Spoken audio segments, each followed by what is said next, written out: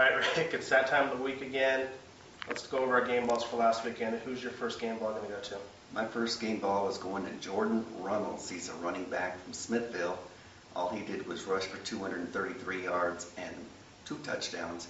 He also had an 81-yard touchdown on a punt return. The second week in a row, he has had a punt return for longer than 80 yards. It's good. Smithville, a couple of years ago, they're kind of a joke of a program, but they've really turned it around in the last couple of years. So expect to hear a lot of from the Tigers over the next couple of weeks. My first game ball, going to go up to Pflugerville, Storm Wells. Last week, Pflugerville was trailing badly at halftime, but Storm threw in the second half, had over 230 yards rushing, 3 touchdowns. Pflugerville ended up cruising to a pretty easy victory. So they're heading into this week's game against Round Rock on a roll, and it has a lot to do with Storm and the way he's playing in the backfield. Second game ball. Kevin White, the second week in a row that it's a game ball for the Stony Point defense.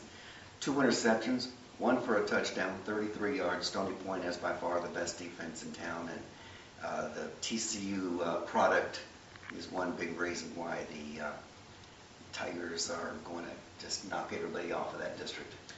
You went Stony Point 2 weeks in a row. I'm going to go Westwood 2 weeks in a row. Last week it was Ben Johnson. This week it's all about Jordan Williamson.